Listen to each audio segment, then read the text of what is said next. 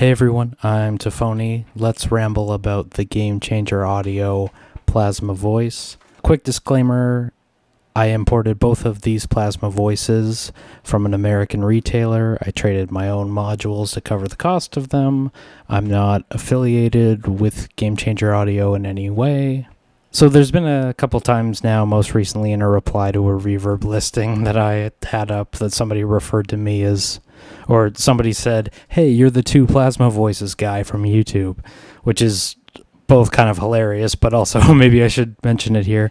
The simple reasons I have two are, A, it makes doing a bass line and a lead part together really, really easy. They're always in tune to each other, being the same model, being digital, being wavetable. They're self-contained voices. Everything you need is there. You just need to send it a gate and a pitch. B, the interface, if you're going to pick two of anything, this is one of my favorite. Sliders are awesome. Potentiometers are cool. But I don't know. There's something about the sliders on this that are lovely. And most importantly, they sound fantastic, and this is what they sound like.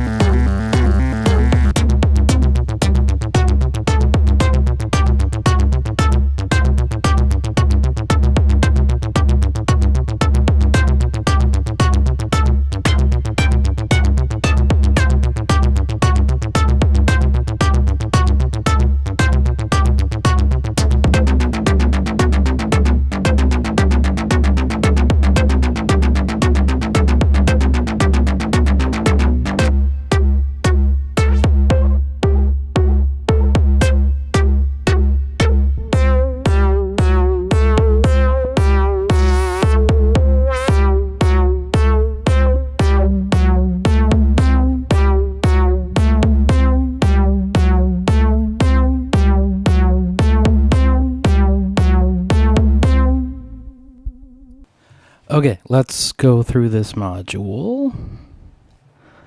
So I'm going to quote from Gamechanger now. Plasma voice generates sounds through the manipulation of high voltage electrical discharge between electrodes in a specially designed xenon-filled gas tube. These discharges are converted to analog audio using a spectral rectifier circuit. The result is a mesmerizing electric sound that matches the visual intensity of the blue bolt of electricity. The electric discharges are driven by a proprietary ultrasound pulse width oscillator. So what does all that marketing fluff mean? Well, Plasma Voice is a monophonic wavetable synth voice, clocking in at 16 HP. The discharge element of it, it's certainly fun, it's certainly beautiful to look at, it's definitely like, I won't pretend to be completely indifferent to having the flashing lights in the rig. It's very pleasant to see. But I feel like it doesn't really add too much to it. That being said, I don't really know exactly what is going on when they start talking about ultrasound pulse width oscillators. But one thing that it does bring up, and everyone who I've talked to about this module that's considered getting it has mentioned the proprietary tube that they use in both of these. So obviously these are new. No one's that I've heard of has had issues with them yet. I certainly haven't, but I guess the fear with everyone, and myself included, is that when they die out, when those fuses are done, are they going to be impossible to get a hold of? Here's hoping not. It does sport a lifetime warranty. I don't know if that would apply to the fuse, because all fuses have a shelf life, I guess, especially a custom one. So I'm just thinking, I don't know, 10 years down the line, Gamechangers moved on to only doing guitar pedals, or they stopped doing Eurorack Plasma Voices in the rear view. Are we going to end up with a bunch of paperweights? I certainly hope not. But in the meantime, we have a wavetable synthesizer with tons of banks, and they aren't exactly presets because it doesn't recall the fader positions as far as I know. So my settings here,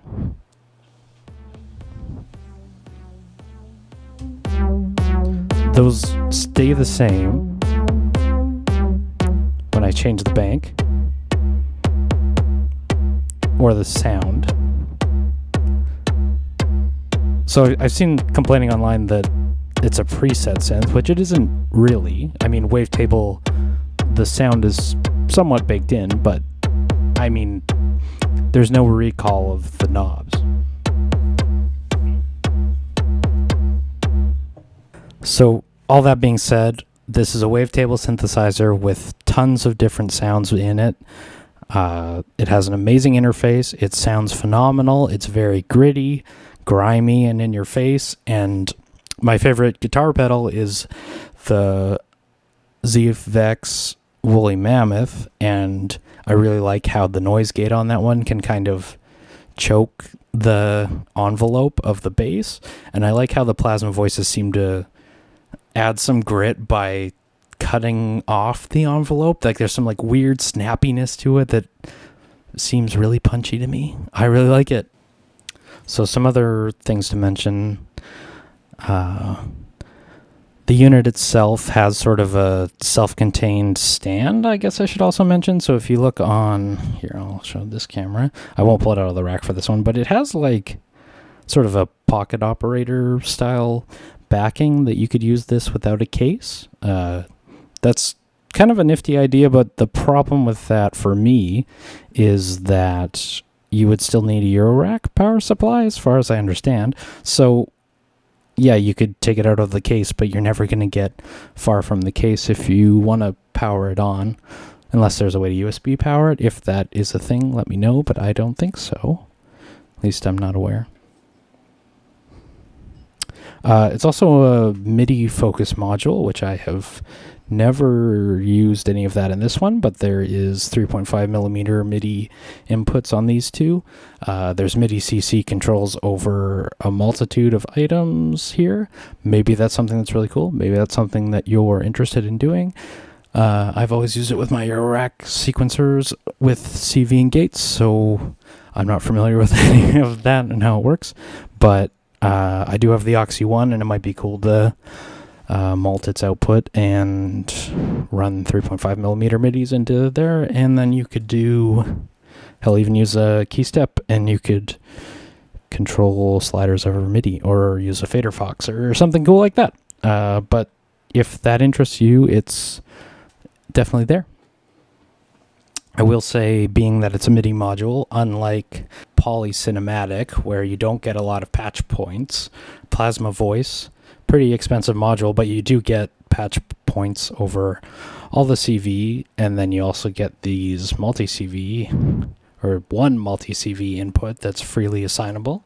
And if you look in the manual, so yeah, you can use the multi-CV input assign to volt per octave, time, mod, harmonics, flux, filter, bank, and sound. It would be cool to do filter modulation. It's cool performative wise to be able to just like do some of this. And they're controlled by the time and the trigger that I'm using to start that, but it would be cool to use your own CV, send it your own envelope, and do some of this.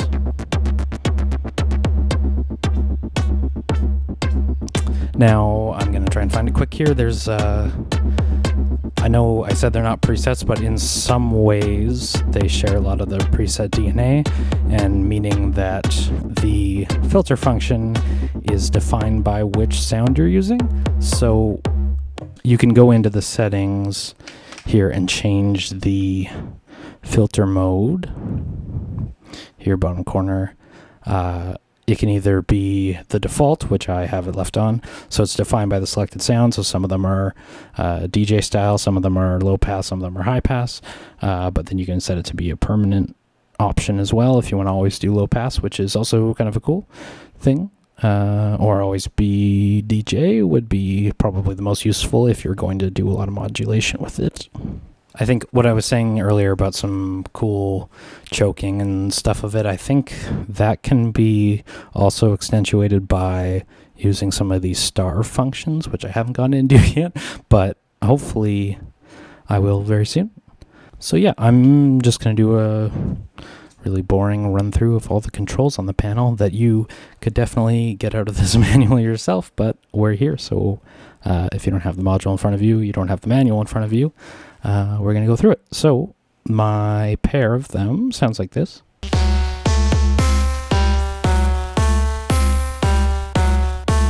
So I'm going to leave the kicks in there just so this doesn't get super repetitive, or so you can have some context with it.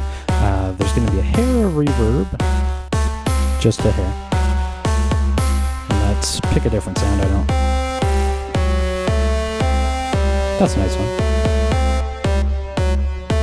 So I'm going to leave the bass out of this just so you know which you're listening to.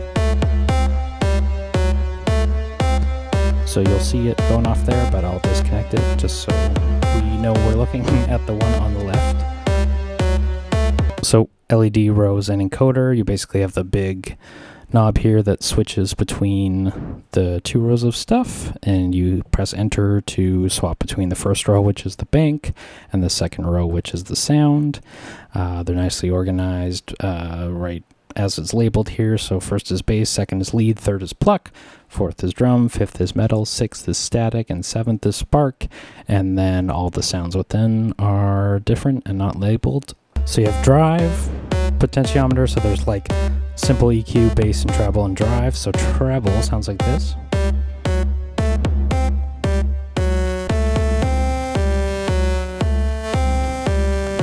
Try another sound. I find it's actually pretty subtle.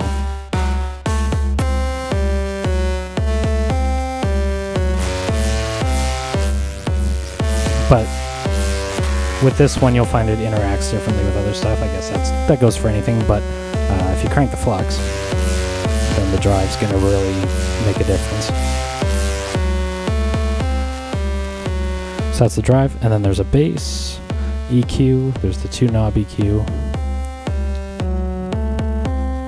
bass, treble. I like just cranking the pair of them, honestly. I find most of the time I'm usually doing that. Sometimes when I'm running both, I'll do the opposite. Like I'll cut the bass, or I'll boost the bass on the bass line, cut the treble, and then if this is my lead, I'll crank the treble, cut the bass. But that's how the bass sounds. These are center indented, so it's always easy to find the middle. It's really nice. This thing, it's quite expensive, they don't really cut any corners with anything on the panel. It's great. So then it sort of looks like a pitch given where it lines up, but it is the Alt button. So the pitch here is the pitch slider. It goes down an octave, at least in whatever configuration I have it in. Center is center octave, and then up an octave. So yeah. There's an option in the settings to change the octave that it defaults to, so this middle one can start up or down any number of octaves, but here's your Alt button. You'll see the shift functions on here are printed if you want to hold them and change it, so I don't want to change the fine tune. I really like how the two of them are tuned, so we won't change it, but you can crank the resonance. It'd be the easiest example by doing this.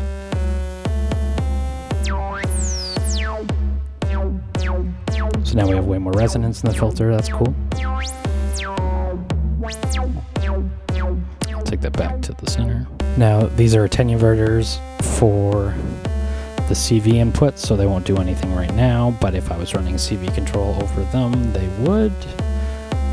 That's a nice performative tool as well if you want to just mult up a whole bunch of LFOs and then, okay, I want to start wiggling with the time, well, I can just right on the module do it. They're center indented, which is also nice. So yeah. Time slider, so I have mine in trigger mode, I believe, so there's also an oscillator mode if you don't want to use the onboard envelope, but yeah, it sets the time.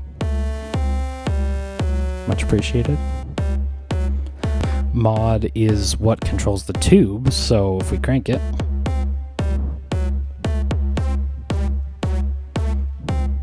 sort of get how much influence the tube has over it. I'm not going to explain that very well, but if you find that things are too crackly or too gnarly, just take the mod, even though it's not the modulation, it's like the tube control.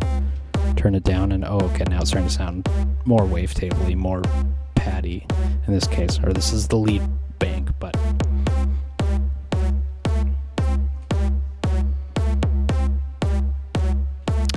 harm means harmonics, so if we turn it up.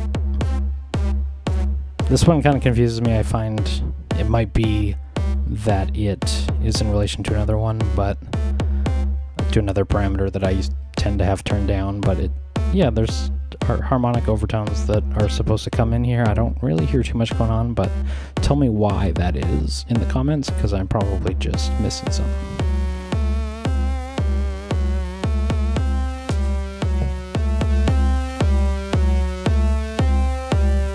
And then flux.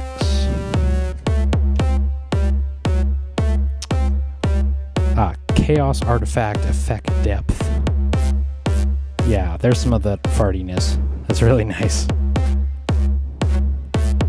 My earlier ramblings about the envelope. It's just how much flatulence you get. It's great. I love it. Filter in this mode is just low pass. But depending on the sound you have in, this will be high pass, low pass, or there's no band pass, sorry, high pass or low pass, or the DJ that's high pass up, low pass down. So yeah, this thing can do drums, it can take accents as well. I love this thing, it sounds awesome. If you get into some of this stuff, it's the Spark Bank, but these are all drums to me. Let's just make some chaos with this thing. I'm Tafony, I love it. It's why I own 2 of them. They're sick. I'm a wavetable junkie. I love wavetable synths. And Plasma Voice is a great wavetable synth. Alright, talk to you soon.